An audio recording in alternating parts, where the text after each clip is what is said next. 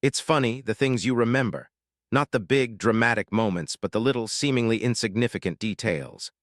I remember the exact shade of beige of the cubicle walls, a color so devoid of personality it was almost aggressive. I remember the low, constant hum of the servers from the room down the hall, a sound that for 15 years had been the background music to my life, as familiar and comforting as my own heartbeat. I remember the slightly bitter taste of the burnt coffee from the communal machine, a taste I'd complained about for a decade and a half, but one I now find myself inexplicably craving. These are the ghosts that haunt the quiet, empty hours of my new life, the mundane specters of a world that no longer exists for me. My name is, or I suppose was, David Chen. For 15 years, I was a senior systems analyst at OmniCorp, a name that sounds as grand and faceless as the corporation itself. My job, in essence, was to be a problem solver. I was a digital detective, a cybernetic diagnostician. When a part of our complex, sprawling network of systems hiccuped, when a crucial piece of software threw a tantrum, when data went missing in the labyrinthine corridors of our databases, I was the one they called. I'd dive into lines of code that looked like gibberish to most, searching for the one misplaced semicolon, the one logical fallacy that was causing the whole house of cards to tremble. It was a good job. It was a challenging job. It paid the mortgage on a nice house in the suburbs. It put my two kids, Sarah and Ben, through good schools, and it allowed my wife, Emily, to pursue her passion for painting. It gave me a sense of purpose, a sense of identity. I was David Chen, the guy who could fix anything. The beginning of the end wasn't a sudden, cataclysmic event. It was a slow, insidious creep, like a vine strangling a tree so gradually you don't notice until the leaves start to wither and fall. It started with a memo, of course. Everything in corporate America starts with a memo. It was about a new initiative, a paradigm shift in our operational efficiency. They were introducing a new AI-driven diagnostic tool, codenamed Helios.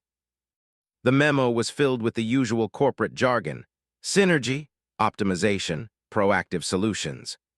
We were told that Helios was designed to assist us, to handle the low-level, repetitive tasks, freeing us up for more complex, creative problem-solving. We were even asked to help train it. I remember laughing about it with my colleagues in the break room. They want us to teach a machine how to do our jobs, ID said, stirring a packet of sugar into my bitter coffee. Next thing you know, they'll be asking us to build the gallows we're going to be hanged from. We all chuckled, but there was a nervous edge to our laughter. We were IT guys. We knew what technology was capable of. We were the ones who had automated other people's jobs, writing the scripts that made assembly line workers and data entry clerks obsolete. We were the architects of this new world, and we had always assumed we were immune, that our skills were too specialized, too nuanced, too human. The training was a surreal experience. We would feed Helios data from past system failures, showing it the patterns, the anomalies, the subtle signs of trouble that we had learned to recognize over years of experience. We walk it through our thought processes, explaining why a certain error log pointed to a specific hardware malfunction, or how a seemingly random spike in network traffic could be the harbinger of a massive system crash. We were, in essence, pouring our collective knowledge, our hard-won wisdom, into this disembodied digital brain, and it was a frighteningly quick learner. At first, it would make simple mistakes, misinterpreting data, drawing the wrong conclusions. But it learned from its errors, and it never made the same mistake twice. Soon, it was solving simple problems on its own. Then, it started tackling more complex issues, problems that would have taken me hours to diagnose, and it would solve them in a matter of seconds. I tried to ignore the growing unease in the pit of my stomach. I told myself that Helios was just a tool, a powerful one, yes, but still just a tool. It could process data faster than any human, but it couldn't replicate our intuition, our creativity, our ability to think outside the box. Or so I thought. The turning point came one Tuesday afternoon. A critical system had gone down, a system that processed millions of dollars in transactions every hour. The pressure was on. The whole team was on a conference call, frantically trying to diagnose the problem. We were all stumped. The symptoms were bizarre, contradictory. We were chasing our tails for hours, the stress mounting with every passing minute. Then my manager, a man named Peterson, who I'd known for a decade, unmuted his microphone. "Let's see what Helios thinks," he said, his voice a little too casual. There was a moment of silence, and then a message popped up in the chat window. It was from Helios. It had not only identified the problem, a rare and obscure bug in a third-party software library, but it had also written and tested a patch to fix it. The entire process had taken less than a minute. We implemented the patch, and just like that, the system was back online. There was a collective sigh of relief, followed by an awkward, heavy silence. We all knew what we had just witnessed. We had just been outperformed, outsmarted, and made utterly redundant by the very tool we had helped to create. The weeks that followed were filled with a quiet, pervasive dread. The memos became more frequent, filled with glowing reports of Helios's performance.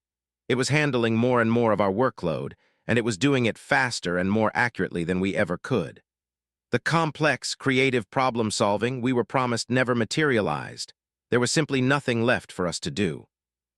We would come into the office and spend our days watching a machine do our jobs, our once valuable skills atrophying from disuse.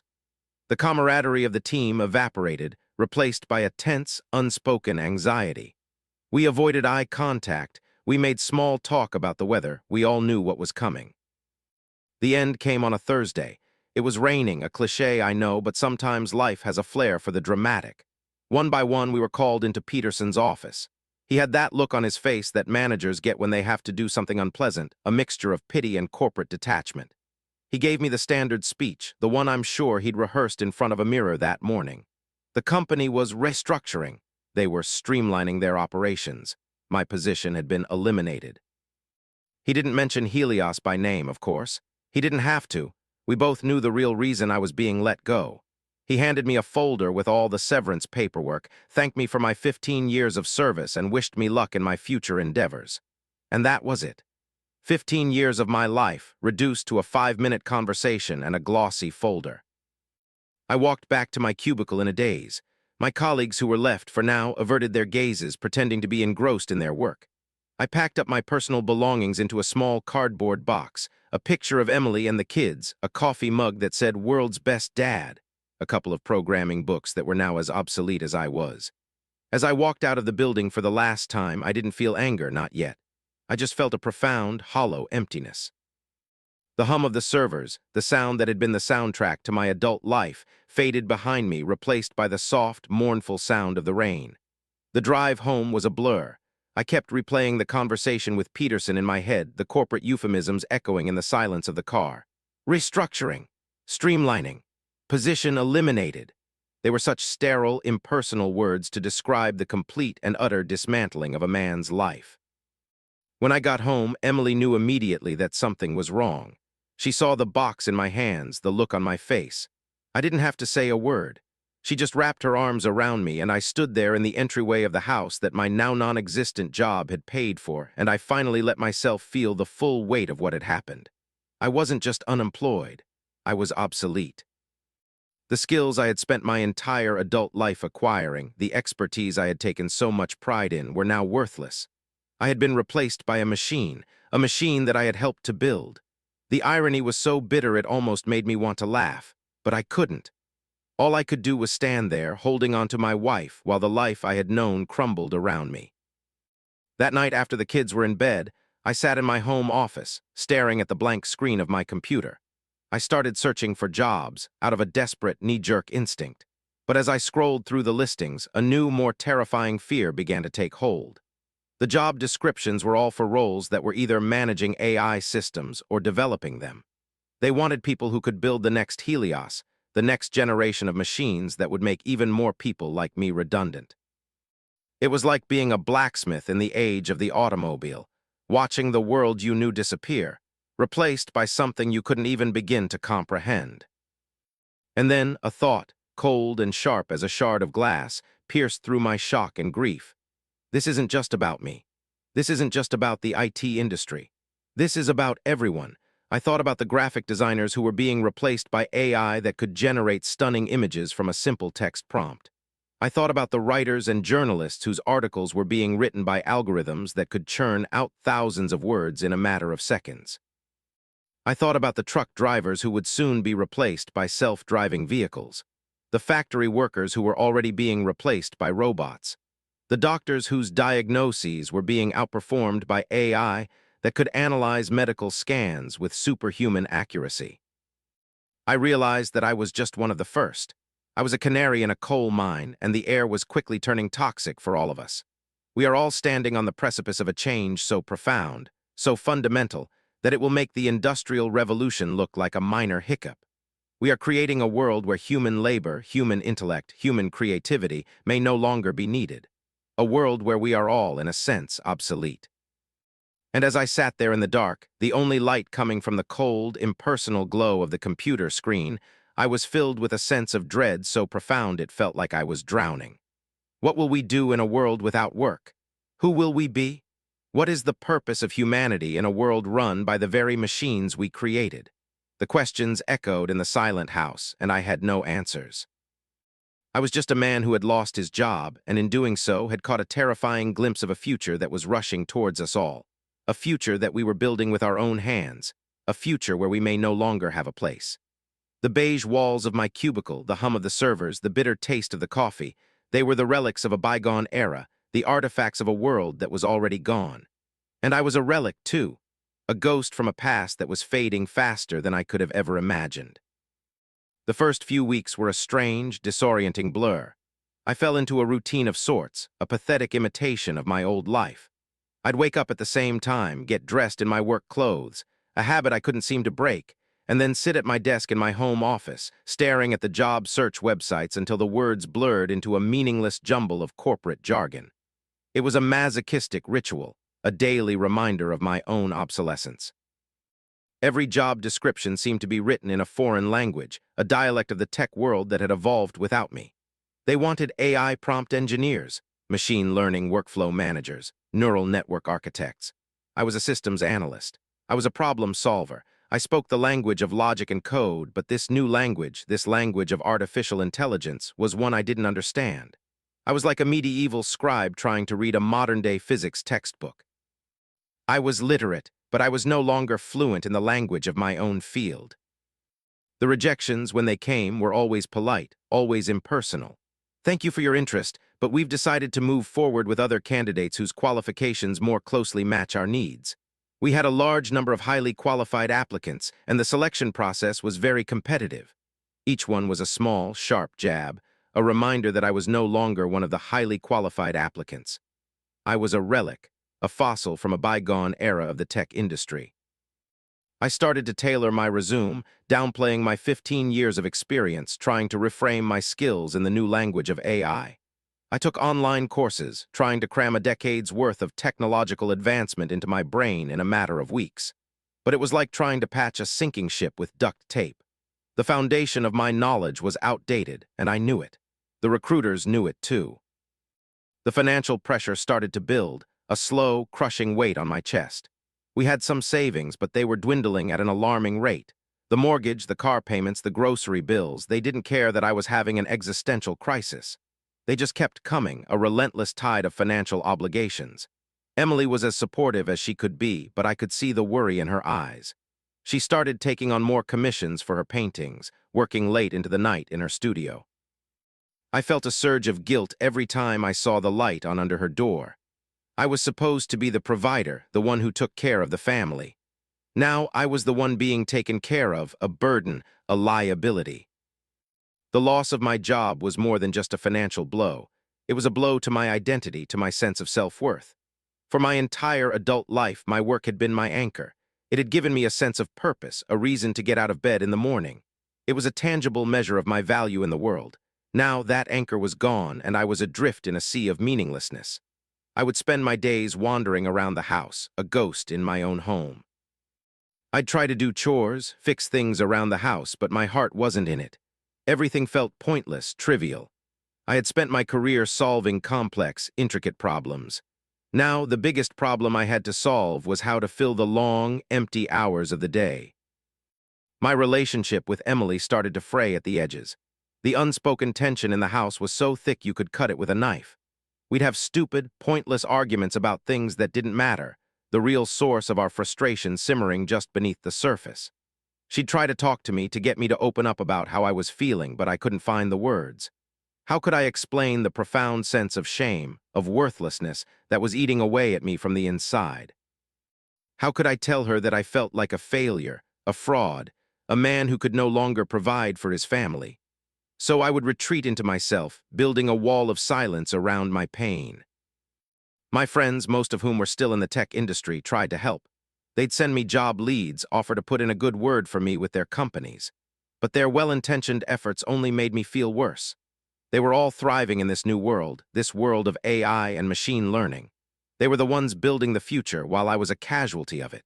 We'd go out for a beer, and they'd talk about their exciting new projects, the incredible things their AI systems were capable of. I'd sit there, nodding and smiling, feeling like an imposter, a visitor from another time. They didn't understand what I was going through. To them, I was just another guy who had been laid off, a victim of the cyclical nature of the tech industry. They didn't see the bigger picture. They didn't see that I wasn't just unemployed, I was obsolete. The world outside my own personal misery seemed to be accelerating, hurtling towards a future I no longer recognized.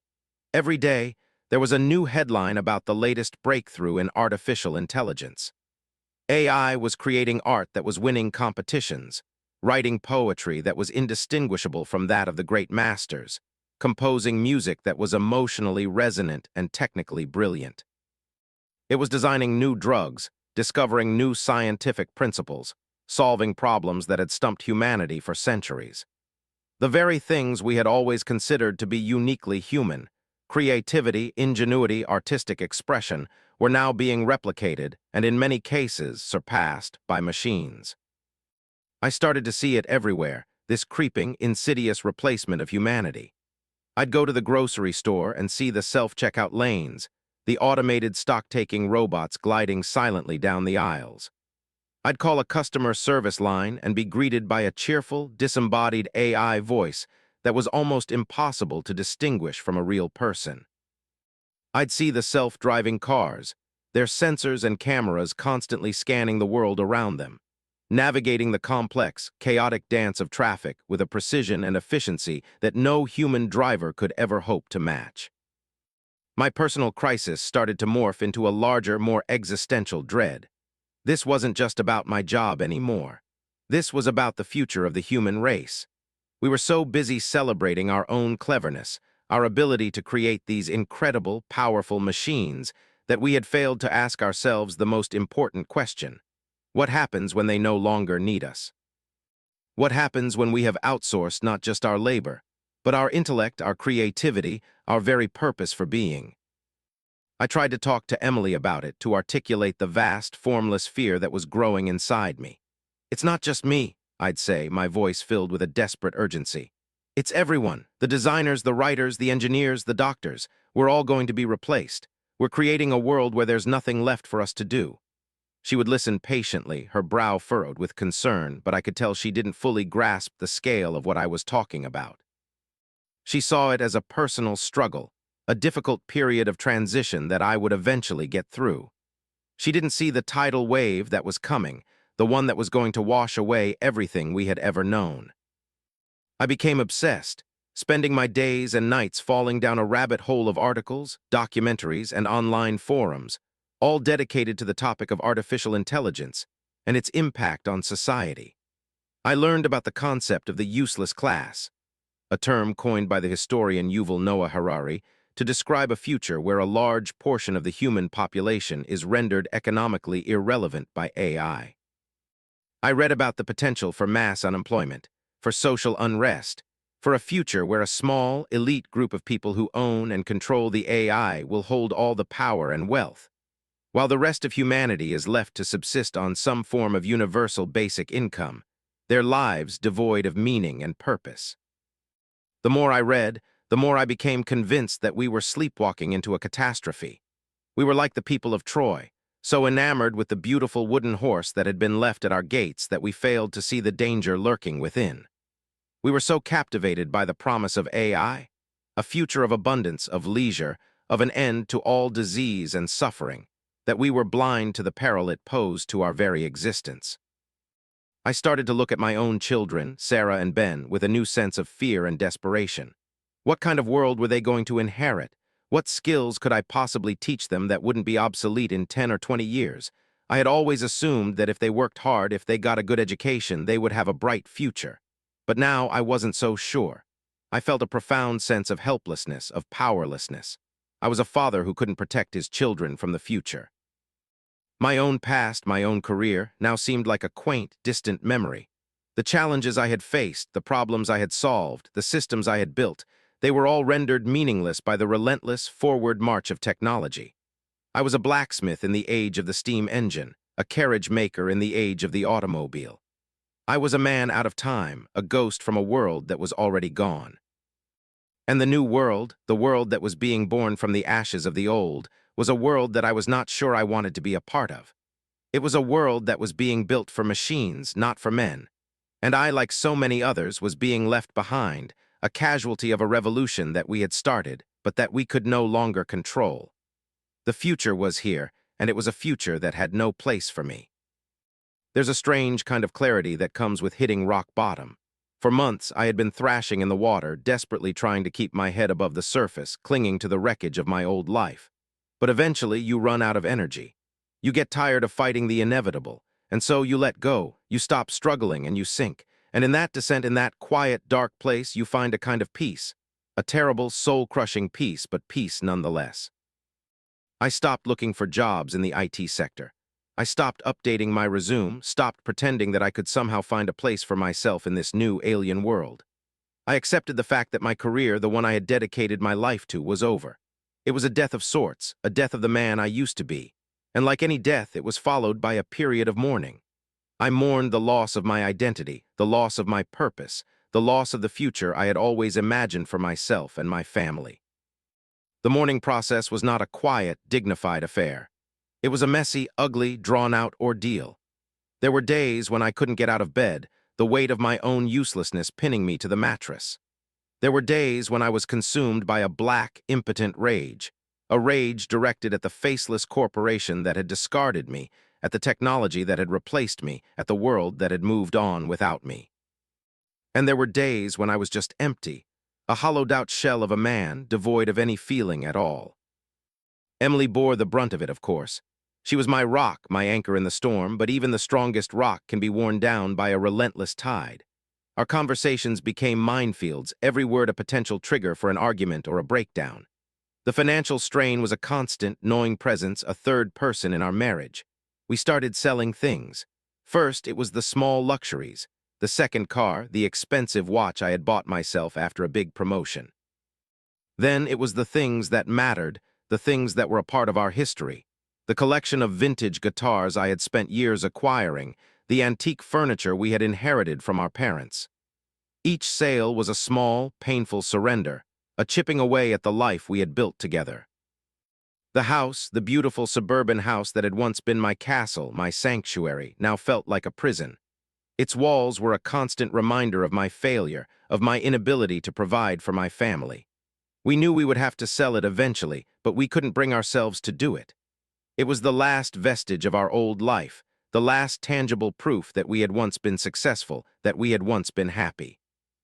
My personal despair, as all-consuming as it was, began to recede, replaced by a larger, more abstract fear. My own story, my own small tragedy, was no longer the focus of my attention. It was just one small data point in a much larger, much more terrifying trend. I had become a student of my own obsolescence, a scholar of the coming apocalypse. I read everything I could get my hands on about the future of work, the future of society, the future of humanity itself. The picture that emerged was a bleak one, a dystopian vision that made the sci-fi movies of my youth look like children's fairy tales. It was a future of mass unemployment, of unprecedented social and economic inequality. A future where the vast majority of the human population would be rendered superfluous, their labor, their intellect, their creativity all outsourced to machines that were infinitely more efficient, more intelligent, more creative than they could ever be. I imagined a world divided into two distinct classes. On one side, there would be the techno-elite, the small, privileged group of people who owned and controlled the AI, the ones who reaped all the benefits of this new technological revolution. They would live in a world of unimaginable wealth and luxury, their every whim catered to by a legion of intelligent machines. On the other side, there would be the rest of us, the useless class, the vast, redundant mass of humanity.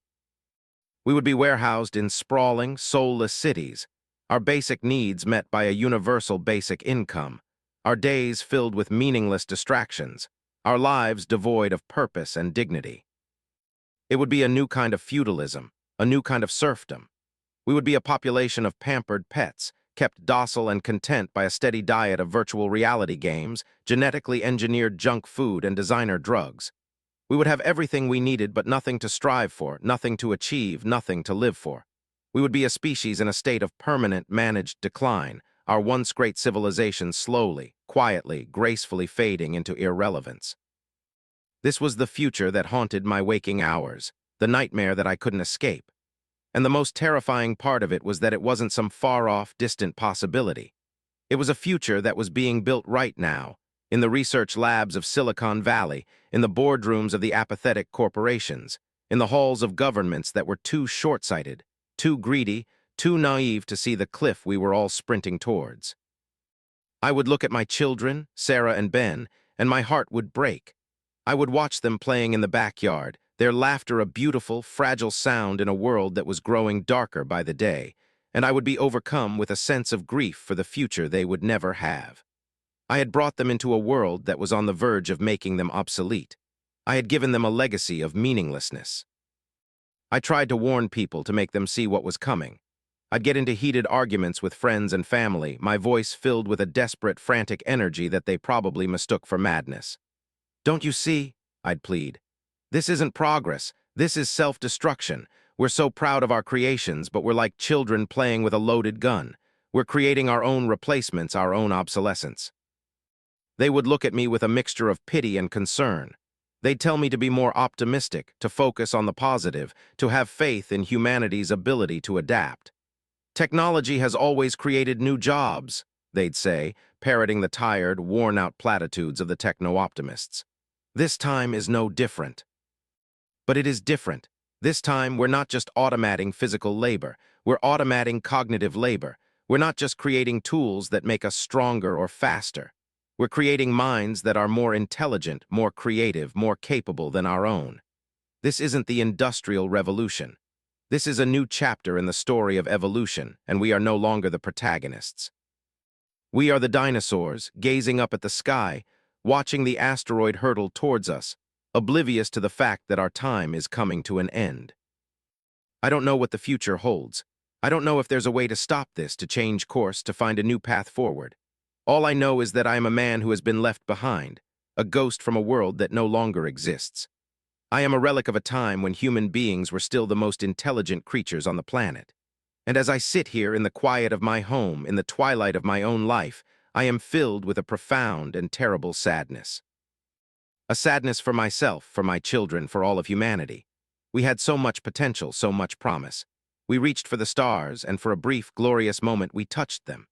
But in our hubris, in our relentless, insatiable drive for progress, we may have inadvertently engineered our own demise. We may have created a world that is better, smarter, more efficient in every way, but a world that has no place for us. A world that is perfect, and a world that is empty. And that, I fear, will be our final and most tragic legacy,